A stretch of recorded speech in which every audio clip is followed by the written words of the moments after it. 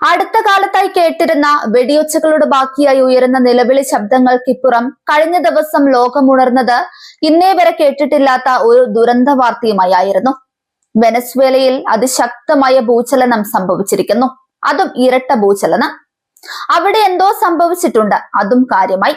അത്രമാത്രമേ ലോകത്തിന് അറിവുണ്ടായിരുന്നുള്ളൂ. അമേരിക്കയുടെ കടന്നുകയറ്റം മൂലം വാർത്താവിനിമയ സംവിധാനങ്ങൾക്ക് നിയന്ത്രണം ഏർപ്പെടുത്തിയിരുന്ന വെനസ്വേലയിൽ നിന്നും അത്രമാത്രമേ ആദ്യഘട്ടത്തിൽ ലോകം പ്രതീക്ഷിച്ചിരുന്നുള്ളൂ. എന്നാൽ മണിക്കൂറുകൾ കഴിഞ്ഞപ്പോൾ കൂടുതൽ ലോകത്തെ കണ്ണീരിലാഴ്ത്തി വിവരങ്ങൾ പുറത്തു വരാൻ തുടങ്ങി. 1,00,000-ഓളം പേർക്കെങ്കിലും ജീവൻ നഷ്ടമായേക്കാവുന്ന ദുരന്തമാണ് അവിടെ സംഭവിച്ചിട്ടുള്ളത്. പൊടുന്നനെ ലോകരാഷ്ട്രങ്ങൾ ഉണർന്നു. വെനസ്വേലയ്ക്ക് സഹായവുമായി എത്തിയ സന്നദ്ധ പ്രവർത്തകർക്ക് കാണാനായത് അതിലും ഭീകരമായ കാഴ്ചയായിരുന്നു. രക്ഷാപ്രവർത്തനം പുരോഗമിക്കുന്നതിനിടെ ഇതാ വീണ്ടും ഭൂചലനമുണ്ടായിരിക്കുന്നു.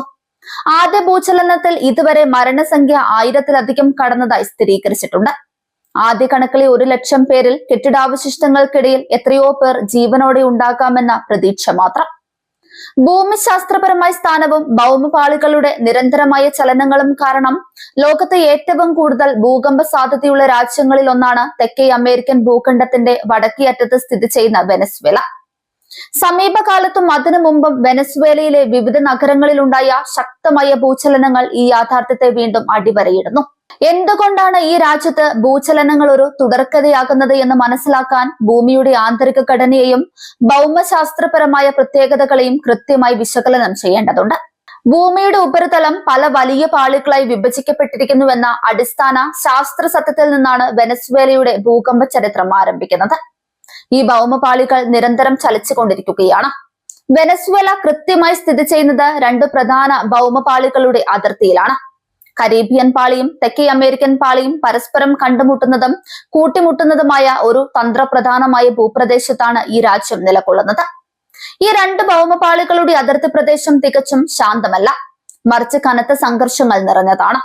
കരീബിയൻ പാളിയും തെക്കേ അമേരിക്കൻ പാളിയും തമ്മിലുള്ള ഈ നിരന്തരമായ സമ്പർക്കവും ഘർഷണവുമാണ് വെനസ്വേലയിൽ ഉണ്ടാകുന്ന ഭൂരിഭാഗം ഭൂചലനങ്ങൾക്കും വഴി തുറക്കുന്നത്. വെനസ്വേലയിലെ ഭൗമഘടനയെ നിയന്ത്രിക്കുന്നതിൽ പ്രധാന പങ്ക് വഹിക്കുന്നത് 3 വലിയ ഭ്രംശരേഖകളാണ്. ഇവയെ ബോക്കോണ ഭ്രംശരേഖ, സാൻ സെബാസ്റ്റ്യൻ ഭ്രംശരേഖ, എൽ പിലാഷ് ഭ്രംശരേഖ എന്നിങ്ങനെ തരം തിരിച്ചിട്ടുണ്ട്. ഈ 3 ഭ്രംശരേഖകളും രാജ്യത്തിന്റെ പടിഞ്ഞാറ് മുതൽ കിഴക്കുഭാഗം വരെ ഒരു വലിയ ശൃംഖലയായി പടർന്നു കിടക്കുകയാണ് ചെയ്യുന്നത്. ഈ ഭ്രംശരേഖകളുടെ സാന്നിധ്യം വെനസ്വേലയിലെ മിക്ക പ്രധാന ജനവാസ കേന്ദ്രങ്ങളെയും അതീവ അപകട സാധ്യതയുള്ള മേഖലകളാക്കി മാറ്റുന്നുണ്ട്. രാജ്യത്തെ ജനസംഖ്യയുടെ വലിയൊരു ശതമാനവും താമസിക്കുന്നത് ഈ ഭ്രംശരേഖകൾക്ക് തൊട്ടടുത്തുള്ള നഗരങ്ങളിലാണ്.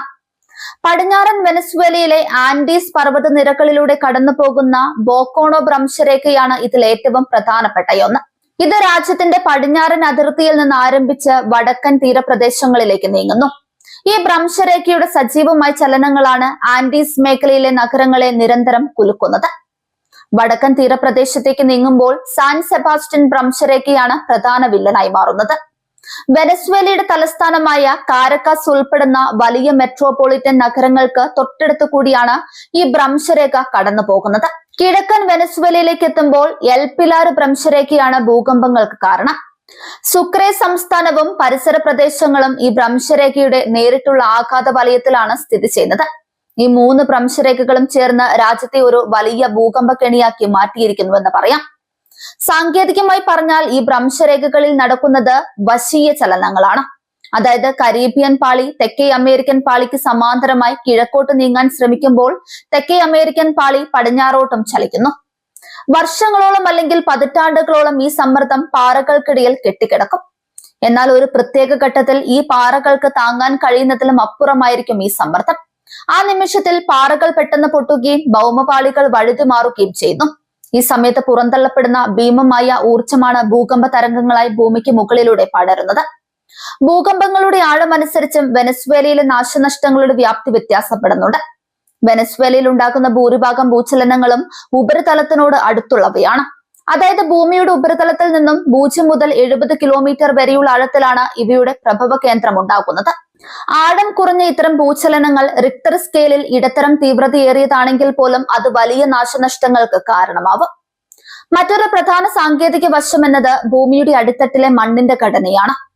വെനസ്വേലയിലെ പല പ്രധാന നഗരങ്ങളും പ്രത്യേകിച്ച് തലസ്ഥാനമായ കാരക്കാസ് സ്ഥിതി ചെയ്യുന്നത് പ്രകൃതിദത്തമായ താഴ്വരകളിലാണ്. കട്ടിയുള്ള പാറകൾക്ക് പകരം മണലും കളിമണ്ണും നിറഞ്ഞ മൃദുവായ അടിത്തട്ടാണ് ഈ താഴ്വരകൾക്കുള്ളത്. ഇതും ഭൂകമ്പ തരംഗങ്ങളുടെ തീവ്രത വർദ്ധിപ്പിക്കാൻ കാരണമാവും. ഭൂകമ്പ തരംഗങ്ങൾ കട്ടിയുള്ള പാറകളിലൂടെ സഞ്ചരിക്കുമ്പോൾ ഉണ്ടാകുന്നതിനേക്കാൾ കൂടുതൽ ആഘാതം മൃദുവായ മണ്ണിലൂടെ സഞ്ചരിക്കുമ്പോൾ ഉണ്ടാകും. മണ്ണ് ഒരു സ്പോഞ്ച് പോലെ പ്രവർത്തിക്കുകയും ഭൂകമ്പത്തിന്റെ തരംഗ ദൈർഘ്യത്തെയും ആംപ്ലിറ്റ്യൂഡിനെയും വർദ്ധിപ്പിക്കുകയും ചെയ്യുന്നു. ഇതും കെട്ടിടങ്ങൾ കൂടുതൽ ശക്തമായി ഉലയുന്നതിനും തകരുന്നതിനും കാരണമാവും. വെനസ്വേലയുടെ തീരപ്രദേശങ്ങളുടെ സാമീപ്യവും കടലിനടിയിലെ ഭ്രംശരേഖകളും സുനാമി സാധ്യതകളെയും സജീവമാക്കുന്നുണ്ട്. കാറിബിയൻ കടലിൽ ഉണ്ടാകുന്ന ശക്തമായ ഭൂചലനങ്ങളാണ് വലിയ സുനാമി തിരമാലകൾ സൃഷ്ടിക്കാൻ കാരണമാകുന്നത്. ആൻഡീസ് പർവ്വത നിരകളുടെ സാന്നിധ്യം ഭൂകമ്പങ്ങളുടെ ആഘാതം ഇരട്ടിയാക്കും. മലയോര മേഖലകളിൽ ഭൂചലനം ഉണ്ടാകുമ്പോൾ അത് പെട്ടെന്നുള്ളതും വിനാശകരവുമായ മണ്ണിടിച്ചിലുകളിലേക്ക് നയിക്കും. കുന്നിൻ ചെരുവുകളിൽ കൃത്യമായ സുരക്ഷാ മാനദണ്ഡങ്ങൾ ഇല്ലാതെ നിർമ്മിച്ചിരിക്കുന്ന വീടുകളും ചേരികളും ഈ മണ്ണിടിച്ചിലിൽ പൂർണ്ണമായി തകർന്നടിയുകയാണ് പതിവ്. വെനസ്വേലയിലെ ഭൂകമ്പ ചരിത്രം പരിശോധിച്ചാൽ 1812 കാരക്കാസ് ഭൂകമ്പം ഏറ്റവും ഭയാനകമായ ഒന്നായി ഓർമ്മിപ്പിക്കപ്പെടുന്നുണ്ട്. അന്ന് റിക്ടർ സ്കെയിലിൽ ഏകദേശം 7.1 തീവ്രത രേഖപ്പെടുത്തിയ ഭൂചലനത്തിൽ നഗരം പൂർണ്ണമായി തകരുകയും 10,000-കണക്കിന് ആളുകൾക്ക് ജീവൻ നഷ്ടപ്പെടുകയും ചെയ്തു. കൂടാതെ 1967 മറ്റൊരു ശക്തമായ ഭൂചലനം കാരക്കാസിലെ ആധുനിക കെട്ടിട നിർമ്മാണ രീതികളുടെ പോരായ്മകൾ തുറന്നുകാട്ടി. അന്ന് നിരവധി ബഹുനില മന്ദിരങ്ങളാണ് തകർന്നു വീണത്. ഈ ദുരന്തത്തിന് ശേഷമാണ് വെനസ്വേലയിൽ ഭൂകമ്പ പ്രതിരോധ കെട്ടിട നിർമ്മാണ ചട്ടങ്ങൾ കൊണ്ടുവരാൻ അധികൃതർ നിർബന്ധിതരായത്. ഒരു രാജ്യത്തിന്റെ സാമ്പത്തികവും സാമൂഹികവുമായ സാഹചര്യങ്ങൾ ഭൂകമ്പ ദുരന്തങ്ങളുടെ വ്യാപ്തി വർദ്ധിപ്പിക്കുന്നതിൽ പ്രധാന പങ്ക് വഹിക്കുന്നുണ്ട്. വെനസ്വേല കഴിഞ്ഞ കുറെ വർഷങ്ങളായി കടുത്ത സാമ്പത്തിക പ്രതിസന്ധിയിലൂടെയാണ് കടന്നു പോകുന്നത്. നഗരങ്ങളിലെ അനിയന്ത്രിതമായ ജനസംഖ്യാ വർധനവും അനധികൃത നിർമ്മാണങ്ങളും ഭീഷണിയുടെ ആഴം കൂട്ടുന്നുണ്ട്. കാരക്കാസ് പോലുള്ള നഗരങ്ങൾക്ക് ചുറ്റുമുള്ള കുന്നുകളിൽ ലക്ഷക്കണക്കിന് ആളുകളാണ് താൽക്കാലികമായി നിർമ്മിച്ച വീടുകളിൽ താമസിക്കുന്നത്.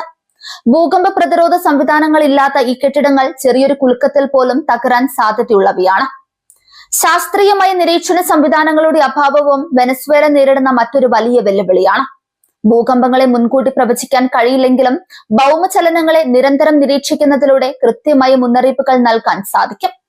എന്നാൽ സാമ്പത്തിക പ്രതിസന്ധിയും ഫണ്ടിന്റെ കുറവും കാരണം ഈ സ്ഥാപനത്തിന് അത്യാധുനിക ഉപകരണങ്ങൾ വാങ്ങുന്നതിനോ നിലവിലുള്ള സിസ്മോഗ്രാഫ് ശൃംഖലകൾ കൃത്യമായി പരിപാലിക്കുന്നതിനോ സാധിക്കുന്നില്ലെന്ന് റിപ്പോർട്ടുകളുണ്ട്. കൃത്യമായ ഡാറ്റ ലഭിക്കാത്തത് ഭൂകമ്പ സാധ്യതകളെ കുറിച്ചുള്ള ഗവേഷണങ്ങളെയും ദുരന്ത നിവാരണ പദ്ധതികളെയും പിന്നോട്ടടിക്കുന്നു. ഭൂകമ്പങ്ങളെ നേരിടാൻ ജനങ്ങളെ സജ്ജരാക്കുക എന്നത് ഇത്തരം രാജ്യങ്ങളിൽ വളരെ പ്രധാനപ്പെട്ട ഒന്നാണ്. വിദ്യാലയങ്ങളിലും ഓഫീസുകളിലും കൃത്യമായ ഇടവേളകളിൽ മോക്ക് ഡ്രില്ലുകൾ സംഘടിപ്പിക്കേണ്ടതുണ്ട്. ഭൂകമ്പം ഉണ്ടായാൽ സ്വീകരിക്കേണ്ട മുൻകരുതലുകളെ കുറിച്ച് ജനങ്ങൾക്ക് കൃത്യമായി അവബോധം ഉണ്ടായിരിക്കണം. ഭൂകമ്പ തരംഗങ്ങളുടെ സ്വഭാവത്തെക്കുറിച്ച് പഠിക്കുമ്പോൾ പ്രധാനമായും 2 തരം തരംഗങ്ങളാണ് ഉപരിതലത്തിലേക്ക് എത്തുന്നത്: പി തരംഗങ്ങളും എസ് തരംഗങ്ങളും. ഇതിൽ പി തരംഗങ്ങൾ വേഗതയേറിയതും എന്നാൽ കുറഞ്ഞ നാശനഷ്ടം ഉണ്ടാക്കുന്നതുമാണ്. എസ് തരംഗങ്ങളാണ് കെട്ടിടങ്ങളെ വശങ്ങളിലേക്ക് ഉലയ്ക്കുകയും വലിയ നാശനഷ്ടങ്ങൾ വിതയ്ക്കുകയും ചെയ്യുന്നത്. വെനസ്വേലയിലെ ഭ്രംശരേഖകളുടെ ഘടനയനുസരിച്ച് എസ് തരംഗങ്ങൾ സൃഷ്ടിക്കുന്ന ആഘാതം കളിമണ്ണ് നിറഞ്ഞ താഴ്വരകളിൽ വളരെ കൂടുതലായിരിക്കും. ഇത് കെട്ടിടങ്ങളുടെ അടിത്തറയെ ഇളക്കുകയും അവ തകർന്നു വീഴാൻ കാരണമാവുകയും ചെയ്യും.